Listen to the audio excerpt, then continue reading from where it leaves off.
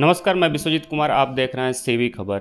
CV खबर व्यक्ति विशेष संवाद कार्यक्रम में आपको अलग-अलग हिस्सों में लेकर जा रही है और अलग-अलग व्यक्तित्व का परिचय आपके सामने कराती हुई नजर आ रही है। आज हमारे साथ बात करने के लिए उपस्थित हैं श्री अमरीश सिंह भोला जी, जो वाराणसी विकास प्राधिकरण के सदस्य हैं, साथ ही हिंदू वाहिनी संगठन के मंडल प्रभारी भी हैं। सर, बहुत-बहुत स्वागत है पहले आपका सीवी खबर में। आपका भी हृदय से बहुत बहुत धन्यवाद विश्वजीत भाई। सबसे पहला सवाल तो ये उठ के आता है कि आपका राजनीतिक सफ़र कहाँ से शुरू हुआ था और वर्तमान में यह भी कयास लगाए जाते हैं, लोग कहते हैं कि आप पूर्वांचल के सीएम भी हैं, तो आपका राजनीतिक सफ़र कैसा रहा, ये दर्शक हमारे जानना चाहेंगे। देखिए, सन 2008 में मैं पूज्य योगी आदित्यनाथ जी महाराज से जुड़ा जो है, और जिस प्रकार से योगी आदित्यनाथ जी महाराज ने हिंदू समाज की आवाज़ को देश के सर्वोच्च पंचायत संसद भवन में आवाज़ उठाने का काम किया, उससे हम लोग प्रभावित हुए जो है। और 2008 के बाद लगातार हम उनके साथ जुड़कर, उनके सानिध्य में जुड़ कर के हिंदू वाहिनी से हम लोगों ने वार्ड स्तर पे कार्यकर्ता के रूप में काम शुरू किए जो है। और वो धीरे धीरे 2011 में महानगर का अध्यक्ष बना। 2011 से लेकर के 2014 तक महानगर का अध्यक्ष रहा। उस बीच यहाँ पे वाराणसी महानगर में वार्ड स्तर पे संगठन को खड़ा करना, फिर मंडल इकाई की संरचना करना के साथ साथ हम लोगों ने एकदम वार्ड स्तर पे संगठन को विस्तार दिया जो है। फिर 2014 में महाराज जी ने ही बनारस मंडल का प्रभारी बनाया। देवी पाटन मंदिर है तुलसीपुर में जो है, वहाँ पे प्रांतीय अधिवेशन था। अधिवेशन में उन्होंने घोषणा की।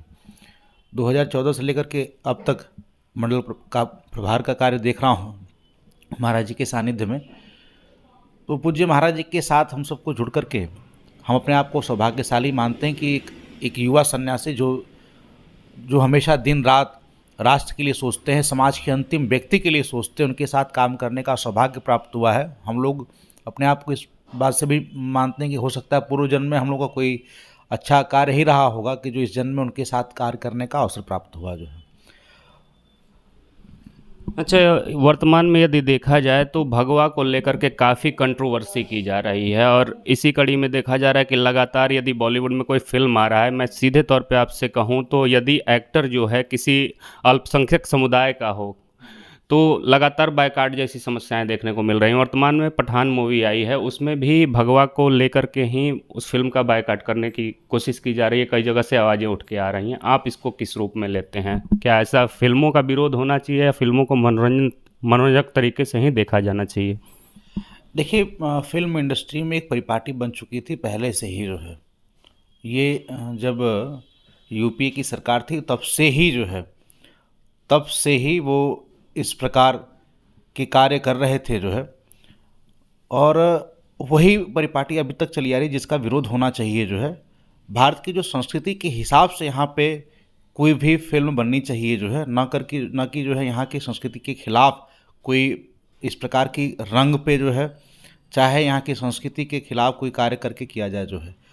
और ये एक परिपाटी बन चुकी है, इस परिपाटी का विरोध होना चाहिए। साथ ही साथ मैं आपकी चैनल के माध्यम से मैं मांग भी करूंगा कि जो इस प्रकार के फिल्म निर्माताओं पे बैन लगना चाहिए, इन पे कार्रवाई सख्त से सख्त होनी चाहिए, क्योंकि भविष्य में इस प्रकार की कोई एक बहुसंख्यक समाज को आहत करने वाला कोई भी कार्य इन फिल्म इंडस्ट्री के लोग न कर पाएँ जो है। इस पे सख्त कानून बनाने की आवश्यकता है, क्योंकि अक्सर देखा जाता है कि बहुसंख्यक समाज को चढ़ाने का काम और अपनी टीआरपी को बढ़ाने के लिए इस प्रकार की हरकत किए जाते हैं जो है, जो कि निंदनीय है। और इसका जिस स्तर पे विरोध करना चाहिए, हम सभी इसका विरोध करेंगे जो है। नहीं, सवाल इसलिए खड़ा होता है सर कि क्योंकि उसमें केवल भगवा रंग के कपड़े को लेकर के ही विवाद खड़ा हो रहा है, जबकि अगर आप पूरे उस गाने को देखते हैं, कई लोग उसके समर्थन में भी उतर रहे हैं। उनका भी कहना यही है कि उसमें कई रंग के कपड़े पहने गए हैं अभिनेत्री के द्वारा। उसमें लगभग 15 या 16 रंग के कपड़े पहने गए हैं, लेकिन विवाद केवल भगवा पे ही क्यों होता है? और तभी होता है जब कोई एक्टर जो होता है मुसलमान होता है, मैं सीधे तौर पे आपसे कहूँ तो। नहीं, देखिए, ऐसा नहीं है जो है। इस प्रकार के बातें करके लोग चीज़ों को बदलना चाहते हैं जो है, गुमराह करना चाहते हैं। हमने हमेशा देखा है, या तो इस फिल्म में या मुस्लिम जो है जानबूझ करके काम करते हैं, या कोई करवाता है इनसे जो है। क्योंकि ये रंग को लेकर के ही बात नहीं है। अक्सर आपने देखा होगा कि जब भी शाहरुख खान ने कोई पिक्चर बनाई है जो है, और शाहरुख खान का भी एक ऑडियो वीडियो भी बहुत तेज़ी से वायरल हो रहा है, जिसमें वो कहते हैं कि उनके वालिद जो है पाकिस्तान के थे जो है। पाकिस्तान जीतता है तो उनको प्रसन्नता होती है कि वालिद का पक्ष जीत गया जो है। तो कहीं न कहीं उनकी मानसिकता जो है देश विरोधी रही है जो है। ऐसे लोगों को बायकॉट करना ही चाहिए जो है। और ये सब जो लोग समर्थन में उनके बातें कर रहे हैं, मुझे लगता है कि सिर्फ उनके प्रायोजित लोग हैं कि जो इस प्रकार से बातें करके लोगों को गुमराह करने का काम कर रहे हैं जो है। जबकि शाहरुख खान और उनकी पूरी टीम कहीं भी किसी भी, आपने देखा होगा इतना बड़ा एक कोविड का काल चला जो है, कहीं भी वहीं इसी देश से कमाते, लेकिन एक रुपया भी कहीं नहीं उन्होंने जो देश में कहीं वो खर्च नहीं किया, ना लगाए जो है। लेकिन अन्य भी जो फिल्म इंडस्ट्री के जो लोग हैं, अक्षय कुमार से लेकर के तमाम ऐसे एक्टर हैं जिन्होंने बढ़ चढ़ करके हिस्सा लिया, देशवासियों की सेवा में उन्होंने बढ़ चढ़ करके हिस्सा लिया जो है। तो कहीं ना कहीं ये चीज़ें हैं, सामने हैं जो है। अच्छा, निकाय चुनाव सरगर्मी पे है और बनारस में देखा जाए तो मेयर की सीट सामान्य हो गई है। क्या कयास लगाए जा सकते हैं कि आने वाले समय में आप भी मेयर की दावेदारी करेंगे? ऑन कैमरे आपसे जानना चाहें तो। नहीं, ऐसा नहीं है। देखिए, हम लोग संगठन के एक कार्यकर्ता हैं, संगठन जैसा आदेश करेगा हम उसका पालन करेंगे जो है। फिलहाल मैं बता दूं, मैं पिछले विधानसभा चुनाव में 2022 के चुनाव में भी कार्यकर्ताओं ने कहा था कि आप चुनाव लड़िए, लेकिन हम लोग एक अनुशासित कार्यकर्ता, जब तक अपने मुखिया का आदेश नहीं होगा तब तक हम लोग चुनाव नहीं लड़ेंगे जो है। और पार्टी जिसको भी टिकट देगी हम उसके साथ तन मन धन हर तरीके से लग करके उसको जिताने का काम करेंगे जो है। अच्छा, लगातार विपक्ष के दल जो हैं, विपक्षी नेता जो हैं, विपक्ष के संगठन जो हैं, आरोप लगाते हुए नज़र आ रहे हैं कि सीट आरक्षण सूची हो या परिसीमन हो, उसमें कहीं न कहीं सत्तासीन दल जो है ध्रुवीकरण करने का काम की है। आपको क्या लगता है, वास्तव में ऐसा हुआ है या केवल उनका एक एजेंडा है ये? देखिए, विपक्ष अपने कामों में विफल रहा है जो है, इसलिए वो अनर्गल इस प्रकार के आरोप प्रत्यारोप लगा रहा है जो है। और कहीं भी आपने देखा होगा कि विपक्ष कहीं भी किसी भी कालखंड में जो है, जब जब जब से उनसे उनके हाथ से सत्ता गई है, उन्होंने जनता के बीच में रह करके कोई सेवा का कार्य नहीं किया है जो है। वो तो हार अपना देख रहे हैं, इसलिए इस प्रकार के आरोप प्रत्यारोप लगा रहे हैं जो है। एकदम मिथ्या है उनके ये कथन जो है। और क्या हम पूर्वोत्तरी सरकारों को देखें, जब उनकी सरकारें थीं, क्या उन्होंने मनमाना नहीं किया जो है? उनके मनमाने को सबने देखा जो है। लेकिन आज कोई कह नहीं सकता, सिर्फ आरोपों में देखा है। अभी निकाय, अभी हम लोग पंचायत चुनाव देखे, पंचायत चुनाव में निष्पक्षता के साथ इस प्रकार से सरकार ने चुनाव कराया जो है, उसकी उसका विपक्ष ने भी जो है ऑन कैमरा भले न बोले, लेकिन सब लोग कहते हैं कि नहीं, सरकार ने जिस निष्पक्षता के साथ जो है चुनाव कराया वो सराहनीय है। नहीं तो पहले क्या होता था कि पहले अपने विपक्षियों पर मुकदमा करके उनके ऊपर दबाव बनाया जाता था कि मैदान से उठ जाए। मतलब सैकड़ों सीटों पे निर्विरोध लोग चुने जाते थे, खाली इसलिए क्योंकि सत्ता के भय से। लेकिन जब से पूज्य योगी आदित्यनाथ जी महाराज की सरकार बनी है, उन्होंने निष्पक्षता के साथ स्वच्छ वातावरण में प्रदेश के अंदर चुनाव कराया जो है। और जिस प्रकार से उत्तर प्रदेश के अंदर और देश के अंदर योगी आदित्यनाथ जी महाराज की छवि उभरी है, उससे विपक्षियों में खलबली है और कहीं न कहीं वो उनकी हार का कारण है जो है। इसलिए वो इस प्रकार की अनर्गल बातें कर रहे हैं जो है। अच्छा, जाते जाते सर एक आखिरी सवाल आपसे जानना चाहेंगे कि निकाय चुनाव को लेकर के प्रदेश स्तर पे क्या तैयारियां चल रही हैं? और बात की जाए वाराणसी की, तो वाराणसी में इस बार निकाय चुनाव में भारतीय जनता पार्टी का प्रदर्शन कैसा रहेगा?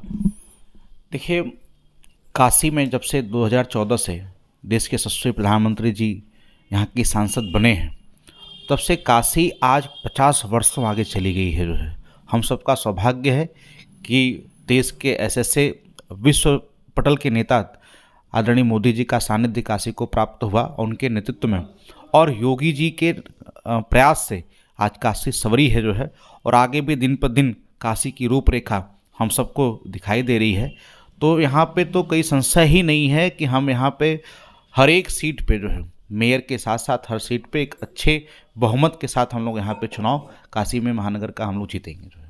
जीतेंगे। आपसे एक सवाल और भी जाते जाते, चूँकि कहीं ना कहीं आपके माध्यम से अगर ये आवाज़ उठेगी तो किसी क्षेत्र का कल्याण होगा। हम लोग रामापुरा में गए थे एक कार्यक्रम करने के लिए, तो रामापुरा में कुछ ऐसे भी परिवार हैं जो कहते हुए नज़र आए कि 10 वर्षों से हम पानी का टैक्स दे रहे हैं, पाइपलाइन पुरानी बिछी हुई है लेकिन नई नहीं बिछाई गई। इसलिए नहीं बिछाई गई क्योंकि वहाँ ऑन कैमरे एक व्यक्ति ने कहा कि हम लोग मुस्लिम संप्रदाय से हैं, इस कारण से सौरभ श्रीवास्तव कैंट विधायक जो हैं, उन्होंने नाम लेके उन्होंने बताया था कि सौरभ श्रीवास्तव ने कहा कि जब तक हिंदू बस्ती में पाइपलाइन नहीं बिछ जाती है, तब तक मुसलमान बस्ती में नहीं बिछेगी, ऐसा उनका आरोप रहा था। और वर्तमान में हमने निरीक्षण भी किया तो वहाँ किसी घरों में पानी नहीं जा रहा है सप्लाई का।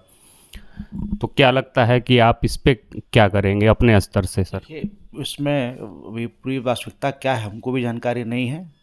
अगर पानी वहाँ की पे नहीं है तो हम लोग बात करेंगे। पानी सबका अधिकार है, रास्ता, पानी, हवा, ये सबका अधिकार है। न किसी धर्म न किसी जाति से इसको जोड़ना चाहिए जो है। और ये अगर विधायक जी के ऊपर आरोप लगा तो गलत है। विधायक जी लगातार क्षेत्र में सक्रिय रहते हैं, जिस तन्मयता के साथ वो जनता की सेवा में लगे रहते हैं, मुझे नहीं लगता है कि उनके प्रयास में कोई कमी रही होगी जो है। कोई बात व्यक्तिगत हो सकती है कि आरोप प्रत्यारोप सामाजिक जीवन में लोग लगाते रहते हैं जो है। एक बार हम लोग भी माननीय विधायक जी से बात करेंगे विषय पे जो है। निश्चित तौर पे विधायक जी उस समस्या का निस्तारण कराएंगे। और हमारे स्तर पे भी जहाँ भी प्रयास होगा हम लोग भी मिल करके जो है वहाँ पे ये पानी पानी किसी का पानी और हवा और रास्ता सबको मिलना चाहिए जो है। सरकार की भी मंशा है जो है। हम लोग भी आपने बताया है तो इस पे हम लोग अधिकारियों को संज्ञान में लेकर के उस पे कार्रवाई कराएंगे जो है। बहुत बहुत धन्यवाद सर, आपने सीबी खबर को अपना कीमती समय दिया। ऐसे ही व्यक्ति विशेष संवाद कार्यक्रम में हम और भी जगह जाते रहेंगे और आपको रूबरू कराते रहेंगे। कैमरे के पीछे हमारा सहयोगी हिमांशु चौरसिया के साथ मैं विश्वजीत कुमार। जय हिंद, जय भारत।